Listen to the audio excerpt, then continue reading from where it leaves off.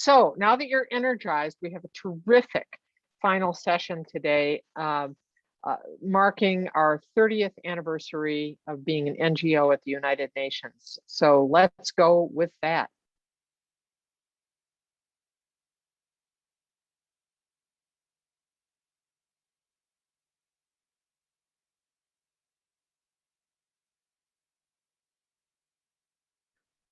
Welcome to the celebration of the 30th anniversary of Loretto at the United Nations. Thanks to all of you for joining us this afternoon.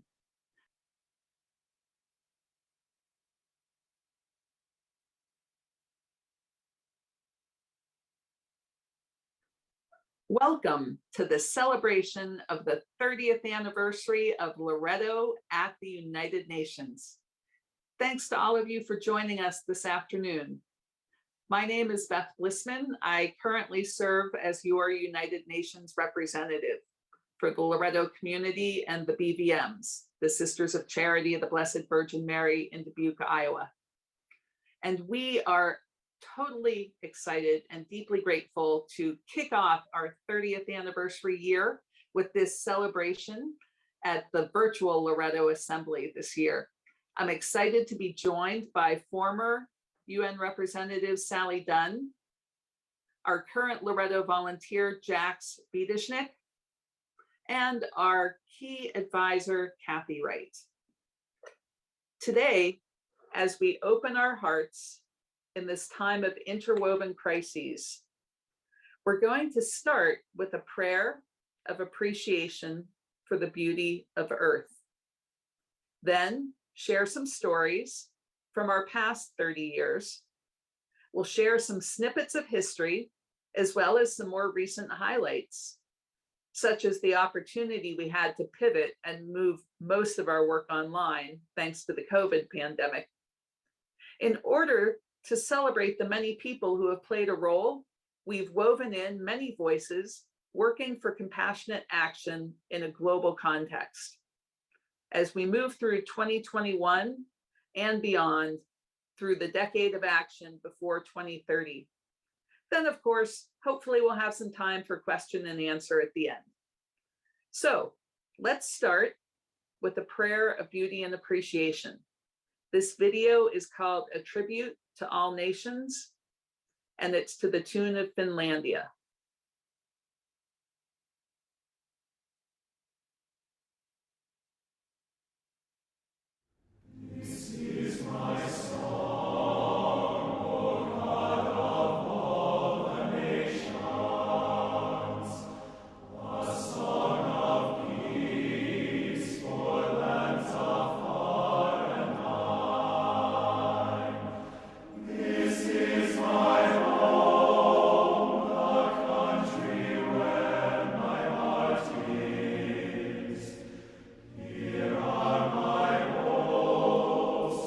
Dream.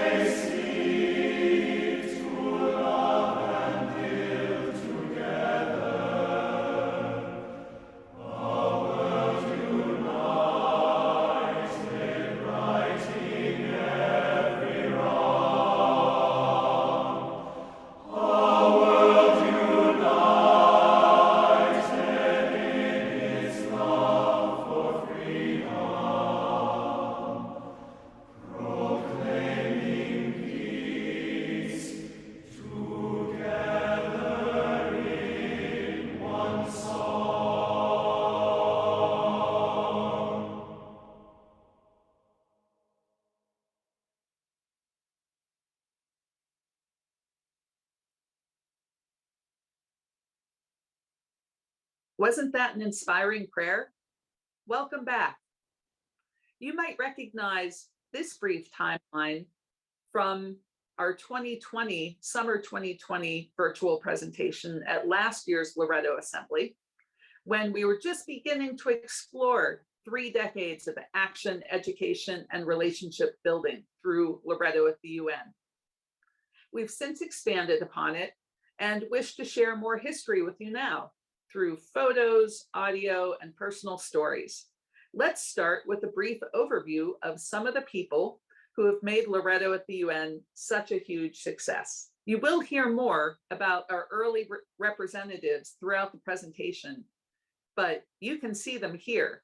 The women who laid the groundwork, built the relationships, attended the meetings, and held the space for action and activism. Our first United Nations NGO representative was Pat Canoyer, with Edwin Mary McBride as alternate, and they were followed by Nancy Finneran and Betty Obel. And here are our more recent representatives. The work of Mary Peter Bruce and Sally Dunn left some huge shoes for me to fill. Now we're going to transition over to Kathy Wright, who will tell us the story of how we got this opportunity for global connection off the ground. Thank you, Beth. And I have to say, it's a privilege to be a part of reviewing the wonderful accomplishments of the UN NGO over these last 30 years. Loretto was going global when sisters were missioned to China in 1922, almost 100 years ago. Based on that experience and others, the 1958 General Assembly called for a resumption of our work in foreign missions, and sisters were missioned to several countries in South America. In 1976, the community created the Third World Experience, and sisters were missioned to a variety of countries across the globe. At the 1976 Assembly, Marion McAvoy noted that it was time for us to internalize our own interdependence and to deepen our understanding of the interdependence of nations, as well as life on our planet. With that inspiration and understanding, Loretto's commitment to such things as human rights, peace, and environmental issues found another source of collaboration in the United Nations. Nancy Finneran and Maureen McCormick participated in the World Conference for Women in 1980, and that became one more impetus for future action. Edwin Mary's attendance at UN briefings in the 1980s and her reports to LCWR and to the Loretto Justice and Peace Team increased Loretto's awareness of the global issues being addressed by the United Nations. Every experience reinforced Loretto's commitment on the global stage. The 1991 Assembly proposal to seek NGO status at the UN for Loretto was enthusiastically approved and became a reality in 1992. At the 1994 Assembly, Pat Canoyer made the following statement: "I see the importance of a Loretto presence as a catalyst for addressing NGO-UN relationships with a freedom not available to many NGOs.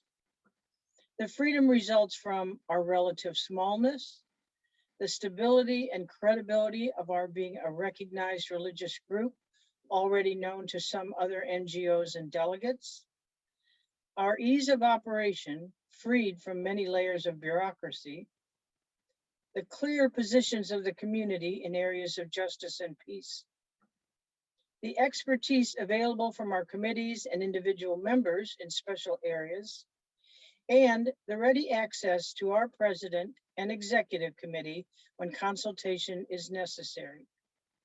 Pat Canoyer, already a dedicated activist on women's issues, brought a contagious energy and excitement to everyone she worked with as Loretto's first UN NGO representative.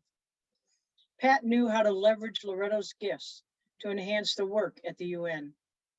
Our small size was an advantage, and the representative was given a high degree of autonomy, which provided the ability to respond quickly on issues of peace and justice that Loretto had already identified and made a commitment to take action on. Pat knew so many people in the community and could easily tap into needed expertise from leadership, committees, and individual members. Loretto's work at the UN connected with Loretto's committee and LWN work on several issues, such as disarmament, women's rights, and peace. As a member of the Loretto Investment Committee, I knew the UN work on a global scale mirrored the work we were doing in the US on such issues as apartheid, maquiladoras, weapons manufacturing, and global arms sales.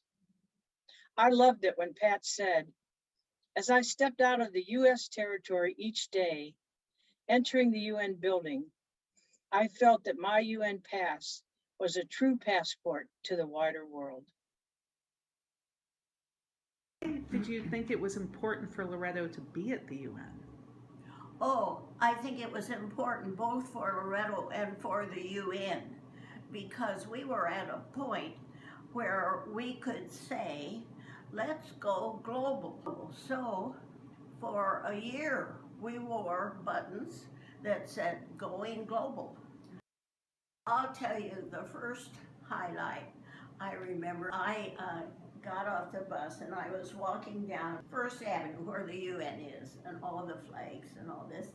And I met a worker. He said to me with tears in his eyes, he said, I'm working on a building there that is dedicated to peace. And I thought, to the smallest worker, the individual worker, that meant so much. We needed the broadening, but the United Nations needed us. Loretto's status as an NGO was perfectly timed to participate in the efforts begun in 1992 at the Earth Summit in Rio de Janeiro. The primary objective of the Earth Summit was to produce a new blueprint for international action on environmental and development issues that would help guide international cooperation and development policy in the 21st century. By the year 2000, 189 countries had agreed to achieve the goal of sustainable development via the Millennial Development Goals. The MDGs were developed with a target completion date of 2015. And today, we are meeting right after the conclusion of the COP26 meeting in Scotland, not to celebrate the achievement of the MDGs, but to redouble our efforts. Loretto and the UN are as committed to sustainable development and fighting climate change as we were in 1992, despite the delays and setbacks, and because of the even more compelling global need today. Our work, especially for women and children, to provide education for girls, empower women, ensure environmental sustainability, and create global partnerships continues at the UN, across the US and at the border, in Pakistan, in Ghana, and in Guatemala. Loretto has known hardship and setbacks, and our stance at the foot of the cross makes us tireless advocates for these issues. If we shift our focus from ecological issues to women's issues, we will see that we have a parallel situation. We and the UN know what is needed to create the just, peaceful, and equal world that we envision. The 1994 Platform for Action states that the full implementation of the human rights of women and the girl child as an indivisible part of all human rights and fundamental freedoms is essential. Eradication of poverty requires women's involvement in economic and social development and the equal opportunity of women and men in sustainable development. Peace is attainable and is linked inextricably with the advancement of women. The Loretto Women's Network, our sisters in Pakistan working with women and children, our work in education here in the US, equal employment and housing opportunities, funding for loan funds and microfinance, and our UN work with students from Loretto-sponsored schools all echo the platform for action. Community members work locally, nationally, and internationally for the rights of women. We understand the need to hold governments accountable. We continue to work towards the ratification of the Equal Rights Amendment here in the US. We see women's rights eroding and can no longer take those rights for granted in the US. We know our voice and our votes matter. We and the UN must continue the work to ensure that the voice and vote of every woman is part of the social, political, and economic fabric across the globe. And now I would like to turn this presentation over to Sally Dunn for a look at the next decade of our work at the United Nations NGO. Thanks, Kathy. Over the next few slides, I will cover some of the highlights of Loretto at the UN during the first 15 years of the millennium, from the year 2000 to 2015. This time period, as we've already heard, saw Betty Obel, then Mary Peter, and then me as our Loretto UN NGO reps. While Betty served as the UN rep, the two main issues she focused on were peace and disarmament and gender justice. Even before she was named as Loretto's UN rep, Betty was heavily involved in peace and disarmament advocacy and traveled to Stockholm in 1998 to attend the UNESCO conference. She had the wisdom to reach out to Marcella and Eldon and recruit them to expand Loretto's support of the NGO Committee on Disarmament, Peace, and Security. For 8 years, they traveled to New York from their home in Pennsylvania to attend the monthly meetings of this NGO committee and represent Loretto. Listen to this brief interview with Betty. She talks not only about her advocacy for peace and disarmament, but also about her passion for gender justice. And she describes the honor of being present when the International Criminal Court declared rape to be a war crime. But what were some of your highlights of your time there? What were some of your favorite things, even favorite things about New York as well as about the UN? I think one of the main highlights was being able to work for the peace groups. Disarmament, peace, and security was really my major focus. And then Marcel and Eldon, I got to know them. They had the peace group in Toronto and with children, and they received some Loretto funds, and then they became leaders in NGO peace and disarmament by doing retreat work for that group. I can't forget the Women's Caucus for Gender Justice, because that was a really an opportunity for me to get to know women's issues. And I worked with a group of female lawyers from all over the country, many of them from the South, who created the Women's Caucus for Gender Justice and ended up with International Criminal Court at the final declaring that rape is a war crime. When the document was signed in Rome, I was there with them. And the applause outside of the building lasted for 5 minutes when the International Criminal Court document was signed. It was a huge development when the UN finally, in the early part of this century, began to address issues affecting the world's indigenous peoples. The Permanent Forum on Indigenous Issues, which first met in the year 2002, has met annually since then. A major achievement was the development and adoption of the UN Declaration on the Rights of Indigenous Peoples, which established many rights that had previously not been recognized for Indigenous peoples, including one specific and important one, which is called the right to free, prior, and informed consent to any development projects that will affect them or their lands. After lengthy and fierce advocacy by civil society, the declaration was adopted by the General Assembly in 2007, with 144 countries voting yes, 11 abstaining, and only 4 no votes. The no votes came from Australia, Canada, New Zealand, and the United States. Shameful, in my opinion. All 4 have since adopted the declaration. Mary Peter worked on many other issues during her 4 years at the UN, women's equality, girls' rights, poverty eradication, among them. But the one near and dear to her heart was Indigenous issues. I wish we had a video of Mary Peter telling us about her work for Indigenous peoples, but here is a short clip of her thoughts about our presence at the UN. I was lucky enough to be chosen in 2004 for a 4-year term at the United Nations. The thing that was also very wonderful was to be working with women from all over the world. I'll never forget the first time that I was sitting next to a woman. We were talking and I said, "Where are you from?" And she said, "From Timbuktu."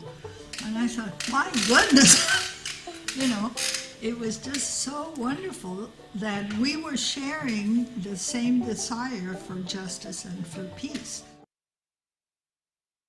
You might recognize the woman between me and Mary Peter, Sister Gloria from Guatemala. My first year as NGO rep in 2008, I invited students from Loretto Academy in El Paso and from Marion Middle School in St. Louis to attend the annual Commission on the Status of Women in March. The CSW focuses on issues affecting women and girls around the world, and it is a great learning experience for our students. Although we concluded that it would probably be better suited for high school students rather than middle schoolers, we deemed it a great success and determined to expand the program in future years. 2008 was the midpoint of the 15-year timeframe for the world to implement the MDGs. So there was much advocating for funds to be made available to achieve these goals. Although substantial progress was made, it was clear by about 2012 or 2013 that they were not going to be met and would need to be replaced by a more ambitious agenda for global sustainable development. Just as an aside, I'll point out that the picture here isn't from the UN. It's a group of us gathered in Washington, D.C. for a week of lobbying with our senators and representatives. We prepared a number of issues and talking points, but in the end, we focused all our efforts on demanding a humanitarian response to the unaccompanied minor humanitarian crisis taking place at our southern border that very week in 2014. Why was our UN rep there? Wasn't I focused on global issues? Yes, of course. Global migration was one of my priority issues. I had traveled to Geneva to attend meetings on the human rights obligations countries have at international borders, especially the rights of undocumented immigrants. And as we all know, every day the United States systematically and intentionally engages in human rights violations along the US-Mexico border. Loretto has been involved in the Working Group on Girls since its founding in 2004. From the beginning and every year since, Loretto's volunteer has played an integral role in the WGG's work. Through and with the WGG, Loretto has helped raise the profile of girls to the point where UN member states have to listen to their needs at least twice a year, during the celebration of the International Day of the Girl in October, and again during the CSW in March. The program to bring high school students to the CSW, which I started in 2009, has greatly expanded over the last decade and is now a well-established service learning trip in each of our high schools. You can see from this picture of our large 2014 delegation that it is a very popular choice for students to make.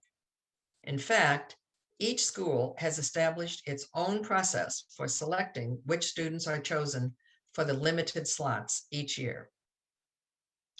The most consistent feedback I received from students after they returned home was how it had been a life-changing experience to learn so much about the challenges faced by their peers around the world. It opens their hearts and broadens their horizons, and they are forever changed by it. On this slide of CSW highlights, I included the year LWN coordinators came to New York just because we had so much fun. I know the picture is a little blurry, but I thought you'd enjoy seeing it anyway.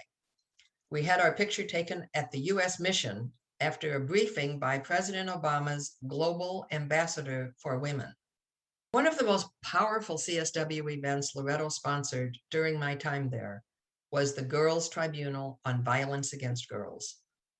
We partnered with Rosa Lizarde and the Feminist Task Force, along with the WGG, to have 15 girls from around the world present their personal testimony about the violence in their lives, experienced or witnessed, either through the media or at school or in their communities. A distinguished panel of jurists heard their testimony and responded with their views of what governments and societies need to do to reduce the level of violence girls are subject to. The 3-hour event was standing room only, and the courage, determination, and passion of the witnesses were exceptional and inspired us all.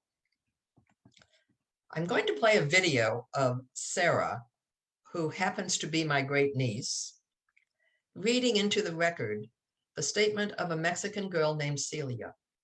Celia is from Juarez, and Mary Peter had asked her to participate as a witness in the tribunal.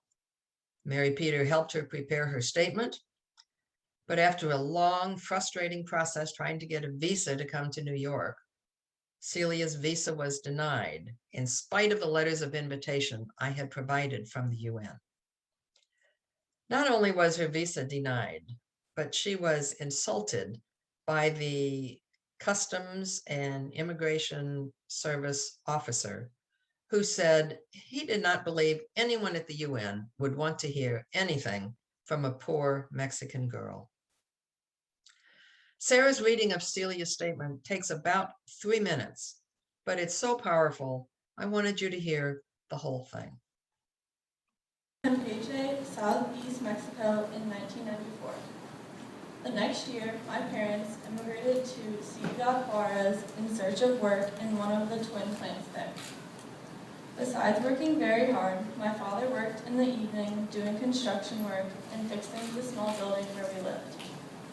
Today, I attend the university and try to work for peace with justice here in Ciudad Juarez. I encounter violence every day. I have not suffered physical violence, but emotionally, it is very hard to go out in the street and not know whether I can trust the people I meet. My mother was attacked on her way to work one day. A man threatened her with a gun, then beat her up, trampled her, and stole her possessions. Even though she yelled for help, no one listened to her. It was very scary. An acquaintance of my father ran into a woman who was dying after having been attacked, even though she was still alive and he might have been able to save her, he was afraid and left her to die. My cousin, who lives in Casas Grandes, Chihuahua, disappeared 3 years ago, and we have not heard from her. Once I saw a girl being beaten by a man. It was scary. I really did not know who the man who was hitting her was, but it was very sad and scary. All of this has made me reflect on the violence. Among several friends at the university, we try to help one another and support one another. Some of my friends walk with me to the bus stop and make sure that I'm safe. Sometimes they escort me home. When I wake up in the morning, I have no idea what will happen that day. I have made it my practice to tell other people that we are humans. We must help one another because each one can do something to make sure that the future will be better. With Father Peter and Sister Betty, who live next to me, I have often spoken to visitors, such as university students and border and merging groups who visit them. Some people think that we are too idealistic. We believe that we can work so that our generation can help our world be a better place. I believe that if we continue to help one another, our future will improve. I would very much hope that we can change the authorities, especially the police in our country. They often are the ones who perpetrate crimes against the people. Today, we cannot trust them. So we are working to have a better situation, and we hope that the young people will help us. I want to thank the people who listened to this message, and thank you all for inviting me. Thank you. Speaking of powerful tribunals, another highlight of my time at the UN was the Women's Tribunals on Climate Justice in 2012, when we again partnered with Rosa Lizarde, this time to raise the voices of women dealing with the devastating and unjust impacts of dirty coal on their lives. Central Appalachian women gave testimony about the horrific impacts of mountaintop removal coal mining practices in 4 distinct cases which they presented. Number 1, health impacts on women, their families, and their communities. Number 2, poverty, economic injustice, and lack of economic vitality. Number 3, destruction of communities and social disintegration. And number 4, damages to air, land, and water. The women who testified spoke so eloquently of the many generations their families have lived in the Appalachian Mountains. Their strength, determination, and courage were breathtaking. I still remember the final words of one woman, quote, "We don't live where they mine coal. They mine coal where we live." On the outskirts of Chicago, in the shadow of a gigantic coal-fired power plant, women from the community, a predominantly Mexican-American neighborhood, testified about how they have been breathing harmful emissions from 2 of the oldest, dirtiest, and most polluting coal-fired power plants in the nation. The unforgettable quote from this tribunal: "We don't get the power, we just get the pollution." I remember one witness saying she had lived in the neighborhood for several years before she noticed the warning on the back of her monthly water bill in extremely tiny print. It said, "Caution, drinking too much water may be hazardous to your health." Rosa, Emily Thenhouse, our Loretto volunteer, Janet Keating, the executive director of Ohio Valley Environmental Coalition, and I took the results of these tribunals to the Rio+20 Global Conference on Sustainable Development in Rio de Janeiro to use in our advocacy efforts. One more memorable quote from the Central Appalachian Tribunal: "It is not possible to destroy our mountains without destroying us." After Rio+20, and for the next couple of years, the UN held countless meetings and negotiations in the process of developing a global agenda for the next 15 years after the expiration of the MDGs in 2015. There's really no way I can describe for you the relentless work of civil society to insert ourselves into the discussions. But in the end, all the long hours and hard work were worth it.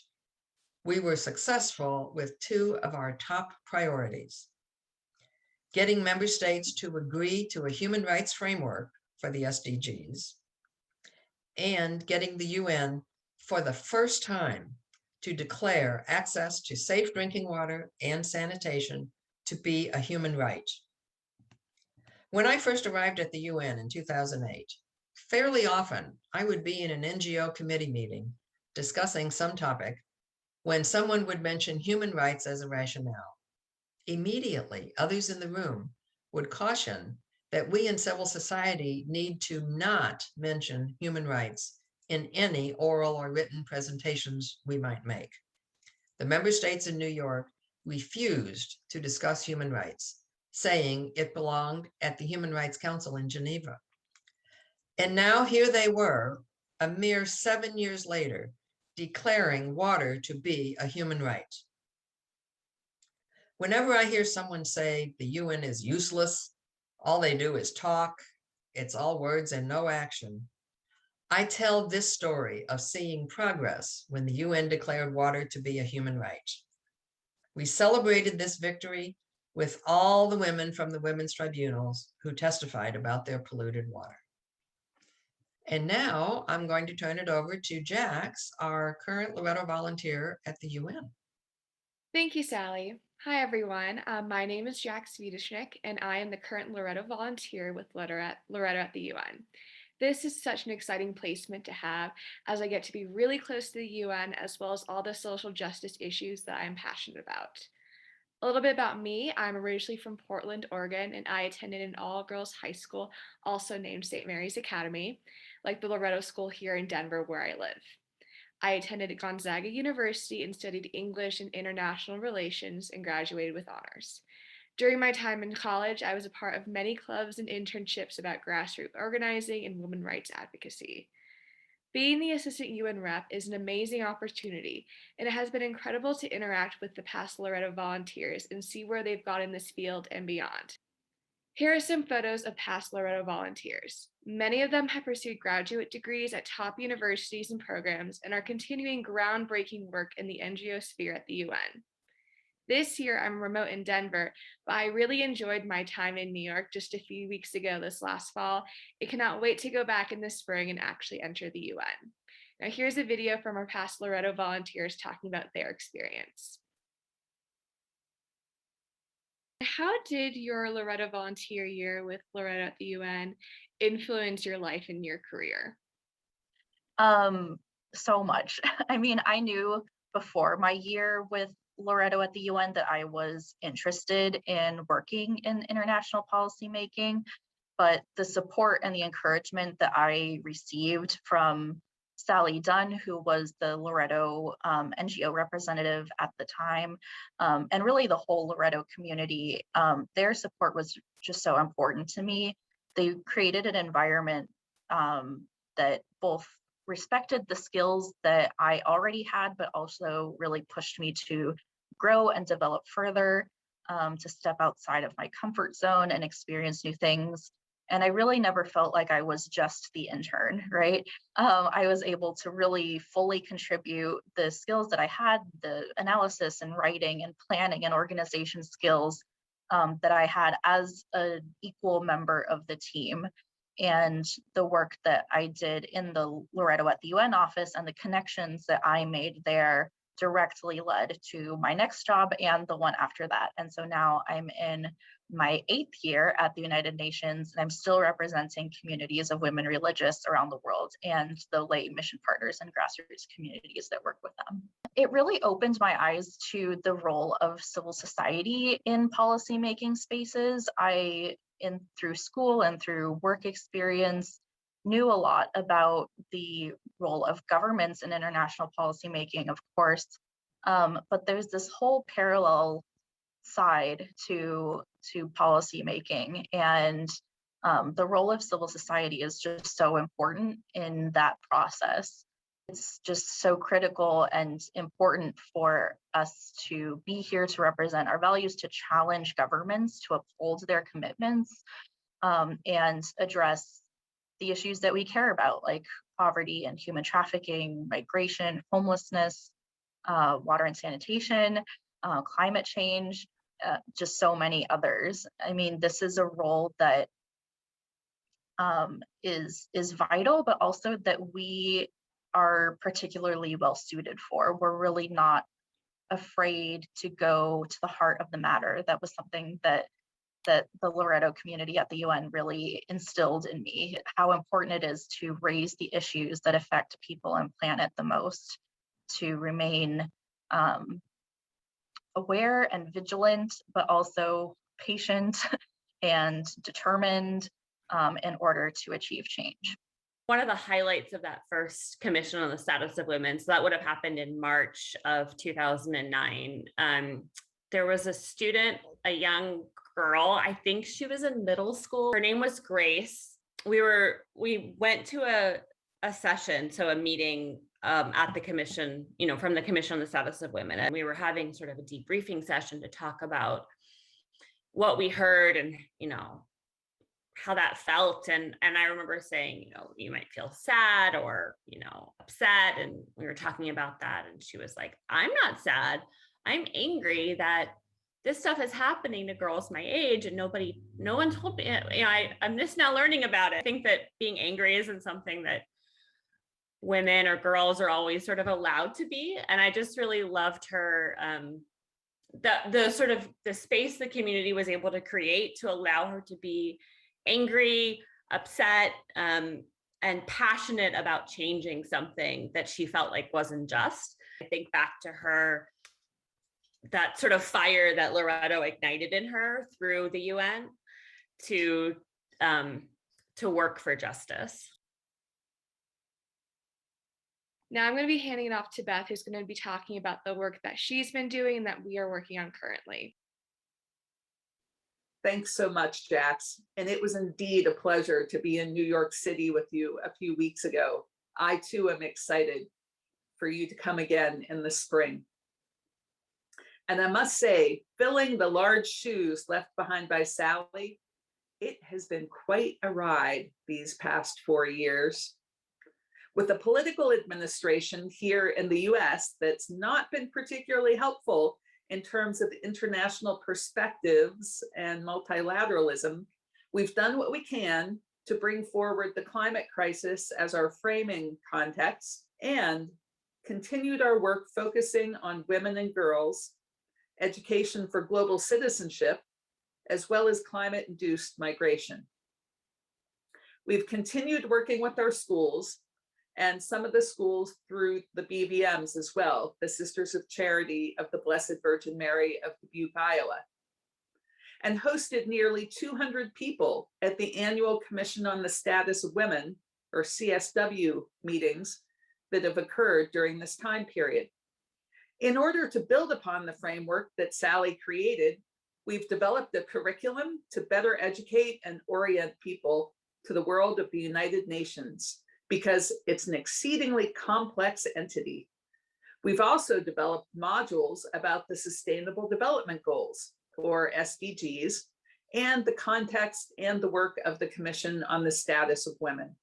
It's truly been an honor and a privilege to be leading our UN office during this time, and I am so excited to continue learning about the possibilities of relationship between the Loretto community and the United Nations.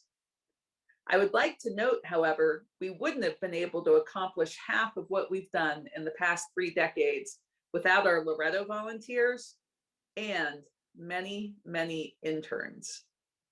We are so grateful for our interns, most of whom have come from these colleges and universities. These folks, mostly young women, have taken on tasks ranging from taking notes at meetings to creating social media posts, to representing Loretto at events during the annual High Level Political Forum, or HLPF, which happens in July every year. So you can hear things in their own words. We're going to play 2 short clips for you from interns sharing about what they learned and how each intern experience helped them to succeed and build necessary life skills. First, we'll have Anna Farber, who just graduated this past spring from Oberlin College. She's the person on the left in the top photo. During my summer at the UN, I learned about how within a larger institution, it's smaller groups of committed people that make it work. The civil society community of which Loretto is a part is full of wonderful, hardworking people who, for the most part, do all of their work behind the scenes. These are the people who do the research to support progressive ideals, who apply pressure to member states in ways that aren't politically feasible for other states to do. the UN is really propelled forward by civil society, who are just regular people who often go unsung. So it was invaluable to my experience this summer to learn about how broad the UN community is. And it really expanded my view of the UN in a way that no classroom-based learning ever has. And next, we have Emma Patton, a graduate of Narings Hall High School in St. Louis, who graduated from New York University, NYU, in 2020. She's the person in the middle on the bottom photo. I got to see a lot of women in leadership. I got to see the women at Loretto at the UN and Loretto in the larger community doing cool work, working with what they care about. I got to see that it was a community that existed all across the country and really was trying to make a difference. And I think it has influenced me, in addition to my experience at Narings, and empowering me as a woman, a student, and as a leader. So right now in my senior year, I'm serving as the president of NYU's College of Arts and Science, which means I have a constituency of almost 8,000 students, which is very cool, a lot of responsibilities. I meet with deans, I meet with administrators, I meet with like the student body at large, and I think it's an experience I would not have been empowered to do, had the confidence or the skills to take on if it wasn't for my experience at Narings and my experience with Loretto at the UN. These interns have helped our office grow and evolve over the years. We estimate that we've hosted nearly 30 interns over the past 30 years, and fortunately, we're still in touch with many of them. Of course, things got a bit strange early on in 2020 with the COVID-19 pandemic. We are so grateful that we've long used Zoom in Loretto, as we were able then to pivot and do many of our programs successfully online. And we're deeply grateful to the Sisters of Charity of the Blessed Virgin Mary of Dubuque, Iowa, because they adapted right with us. The image on this slide is of several Lorettos joining BVM sisters and friends to discuss the 75th anniversary of the United Nations in September 2020. We discussed what we thought the UN had done well and what we'd like to see from the United Nations in the future. We then submitted a report to the UN about the conversation and our perspectives as part of their campaign on their 75th anniversary to hear from civil society. Now it's our 30th anniversary, and we're also celebrating just over 10 years of working with the BVMs. Here's a clip we'd like to share from Sister Roberta White in Dubuque to lend a BVM perspective. My name is Sister Roberta White, and I'm a BVM Sister of Charity of the Blessed Virgin Mary. So about 10 years ago, our president, Sister Marianne Zollman, became aware of the Lorettos at the UN, and she suggested to our community and our leadership that we would be wonderful for us BVMs to be able to get in contact with Loretto at the UN and be able to attend this, especially the Commission on the Status of Women in the World, and support Loretto at the UN. So she sponsored our leadership to give a grant to Loretto at BVM, Loretto at the UN, and we have had a BVM representative there with the Lorettos for the last 9 or 10 years. And 3 years ago, I came in and was able to then, as being retired, be able to be a rep and be able to attend the March meeting every year and to bring students from our schools, some BVMs, some associates and teachers, to experience the Commission on the Status of Women, where over 10,000 women from all over the world come to share their insights and their problems and their conflicts and struggles with human rights for women and girls. So it has been a most wonderful, stretching amazing experience. And I'm very blessed to have had this opportunity the last 3 years.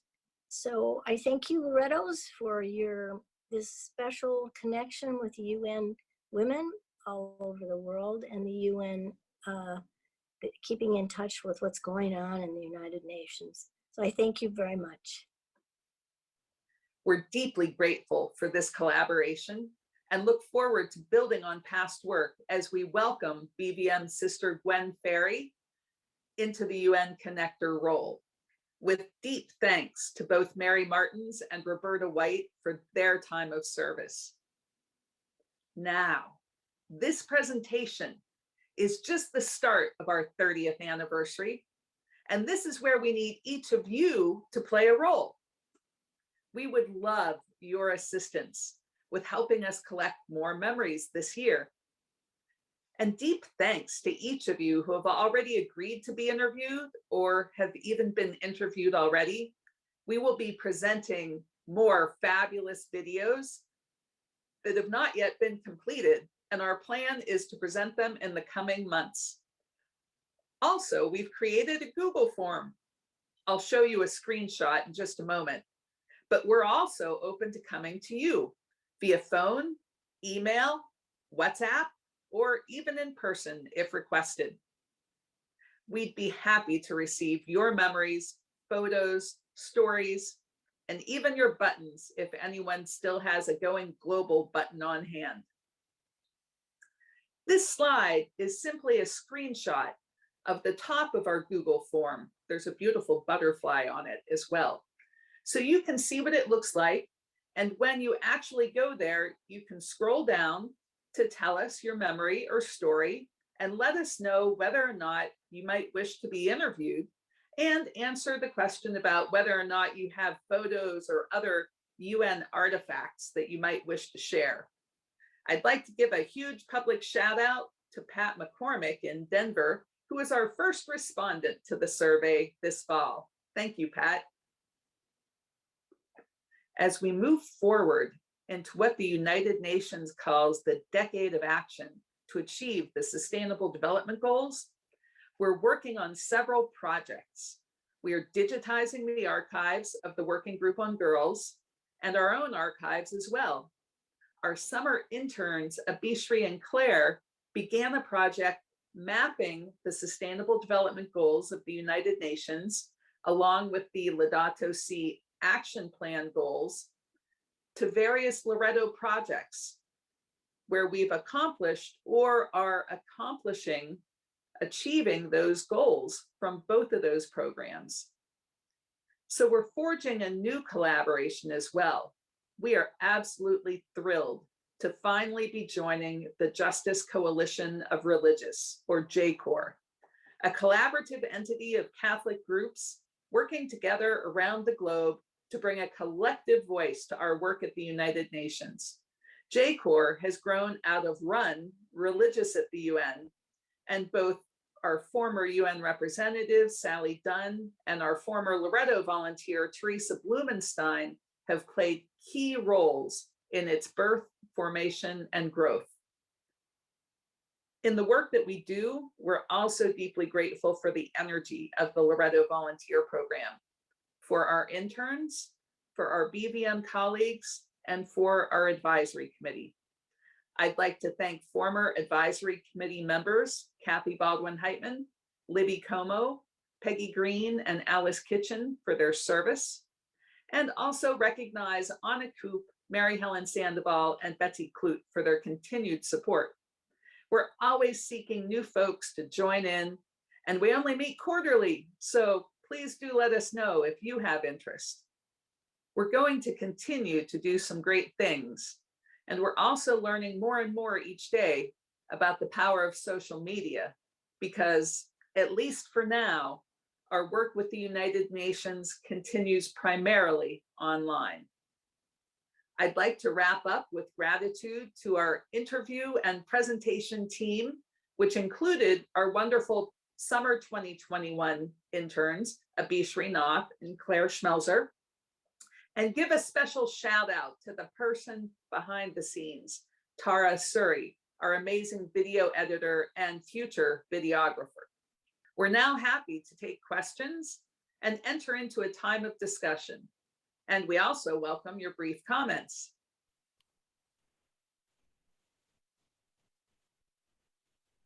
So thank you, everyone. Thank you for being here and for sticking with us until the end of the day. Hopefully you can hear me okay. I'm here in our UN office. Oh, and I see you've spotlighted Sally as well. Excellent. So we are thrilled to be here. Oh, good. And Kathy, great. Perfect.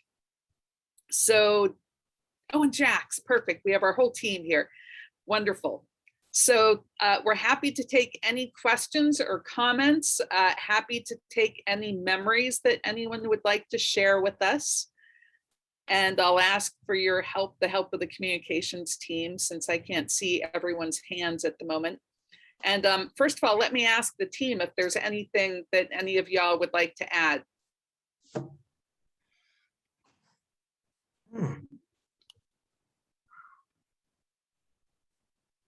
Well, you know what? I guess I would say one thing, and Beth, it's to compliment you on the ability that you brought to the position to attract young college students to be interns with you for a month or a summer or what have you. In the time I was there, I had maybe 2 or 3 short-term interns who worked with me, but you've had a whole slew of them. Yeah. And I don't know where you get them, but you continue to get some really wonderfully capable young women, and you're able to get them productive and helpful and producing some results right away. So my hat's off to you. Oh, well, thank you. Thank you, Sally. I see we do have both Abishri and Tara online with us. They're Tara's current interns, and Abishri was with us this summer. I don't know if either of you would like to comment to that.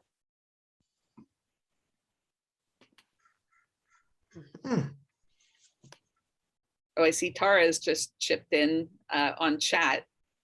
You want to speak, Tara? Sure. Hi, everyone. Hi, Tara. It was a great experience putting this presentation together. I've gotten to look at a little bit of the footage that we have from over the last couple of decades. I think Beth and so many of our UN reps have been amazing collecting interviews and all kinds of videos that we'll get to use to commemorate and make sure that we have all of the wonderful things that have been done documented. So I'm looking forward to working on those. And yeah, congratulations on 30 years. It's great to be joining the team. Great. Oh, and Tara, can you maybe say how I find all these great interns, since you have an intimate connection? Oh, yes. Well, yes. So I just started with the team, I think actually a month and a half, like 6 weeks ago. Beth and I have a mutual friend who is a professor at Oberlin College. I believe she has sent a few interns our way. Yeah. I think Beth mentioned to her that she was looking for someone who might be able to help go through all this footage and turn it into videos that are viewable for everyone. And I am just about to finish the graduate film program at NYU Tisch. So kind of worked out because I was also looking to get involved in something just like this. So yeah. Yeah, and hopefully we can help Tara get a foot in the door to the UN Department of Global Communications, or something appropriate for her skills. One of my friends and former colleagues at Oberlin College, her name is Eve Sandberg, has been really helpful in, as a politics professor, sending us folks with a real interest in international studies, which is great. Yeah. Any other questions? I see we have a whole group of folks in the infirmary on the first floor. Cheers to you. Hello. Good to see everyone. Thank you. And one more thing we might mention.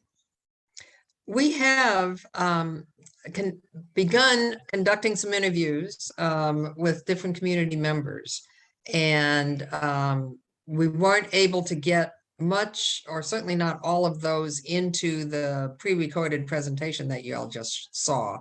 but we have great plans to do several more events of some sort throughout the year of celebration of our 30th anniversary. Yes, Beth has shared with me a lot of footage. There are a lot of great interviews and a lot of even other videos, non-interviews, that I will be going through and placing into little vignettes that we can share with everyone.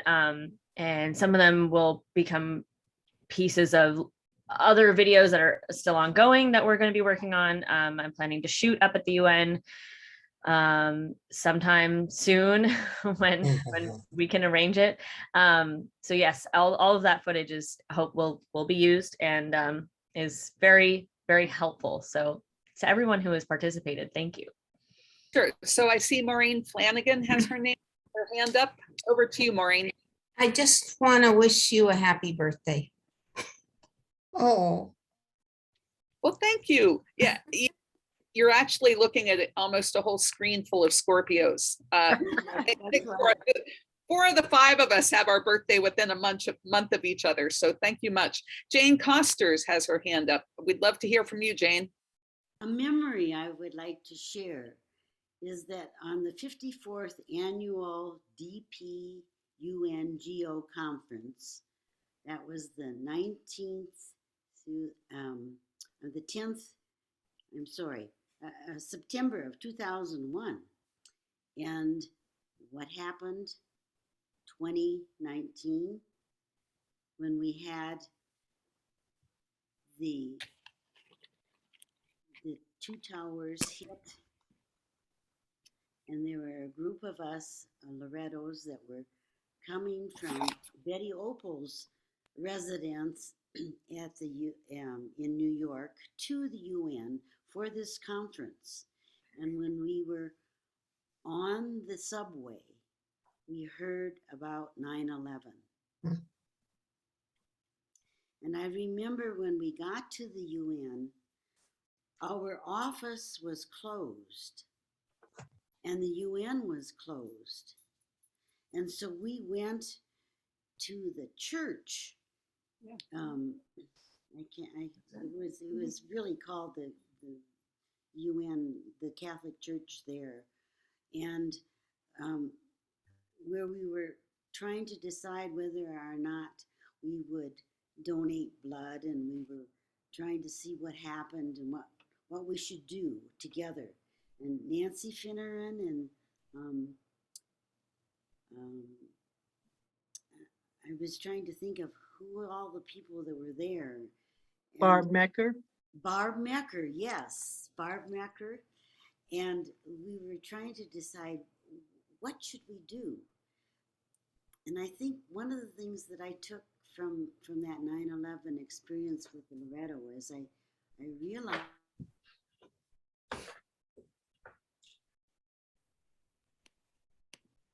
Can't hear you.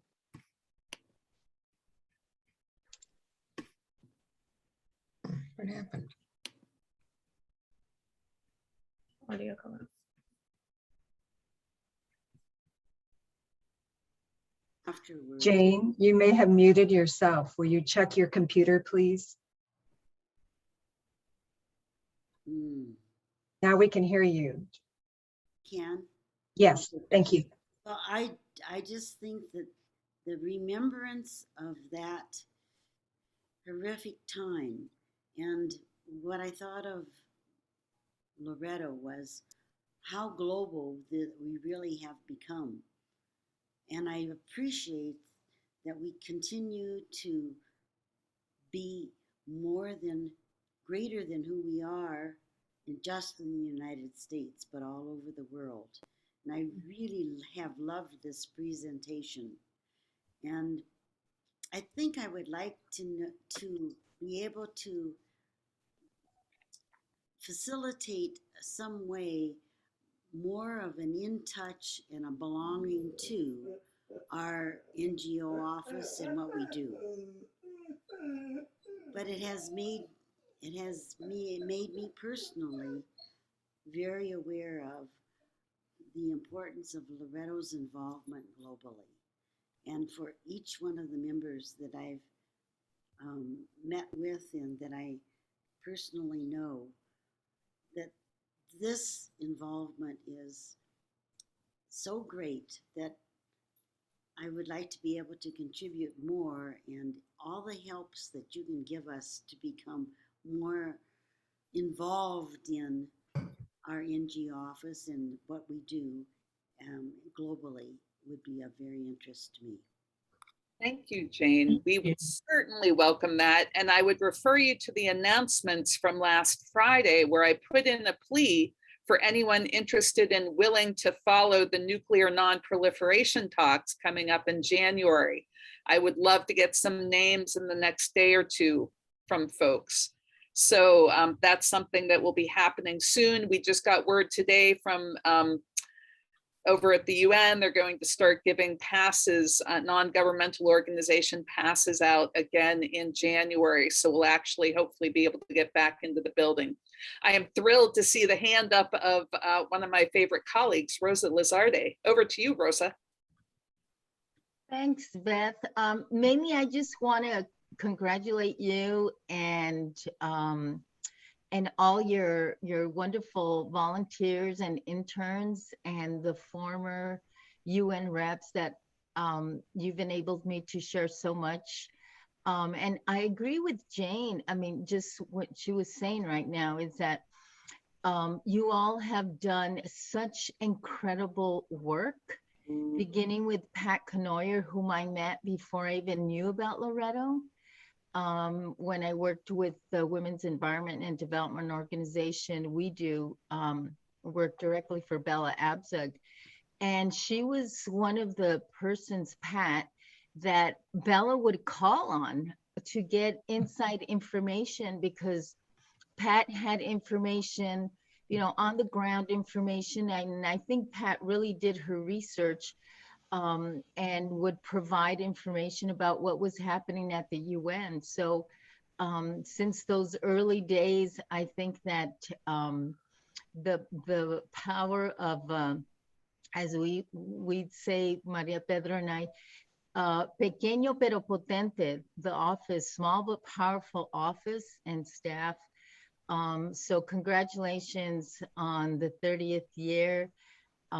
It's been wonderful and lovely, and thank you for sharing that space and work with me. I've just thoroughly enjoyed, as Sally has said, enjoyed working so closely with Maria Pedro, Sally, and yourself, and all the wonderful volunteers and interns who are involved in it. So here's to another 30 years moving forward. Adelante. Amen. Adelante. Wonderful. I see Barbara Nicholas has her hand up, and then Connie Newton. Oh, thanks. I just would say again to echo all the thanks and congratulations for all of you who have this just right in your heart and in your memories. I just was thinking of Paulette Peterson. I know some of, from Paulette's perspective, she's kind of quiet about her own participation in the work at the UN from sort of behind the scenes. But I know that she has just really enjoyed when she's had the opportunity as a New Yorker to help find places to sleep and how to travel and who to see and all of that. So I just wanted to make sure that that you're interviewing her too, because I think she might have some stories that might not make the news all the time. But really wonderful work, and 30 years, they went fast from over here at my perspective. Thank you.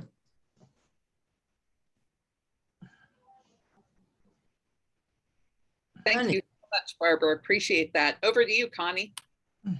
So, dear heart, I want to tell you and all your colleagues how infectious you are, so that there's a good kind of infection here. And I have a story about Pat Canoyer that some of you will remember a very long time ago at an assembly, I think maybe in St. Louis. Pat taught all of us who were willing to get up and wiggle a dance that came from Ghana. And she taught us this song that went with the dance, and we all sang and danced. And I don't know, maybe a decade or so later, I was visiting Mary Peter at the UN and sitting in a large gathering of international women. And behind me or next to me were these gorgeous women from Ghana who, I don't know, must have been Princess somebody or other because she was magnificent and decked out accordingly. And when she told me she was from Ghana, I just turned around and I sang Pat Canoyer's song, and the lady nearly dropped her teeth. But it was because you're infectious, and every one of you do that in one form or another. So I just thank you so much for being infectious. That's wonderful. Thank you, Connie.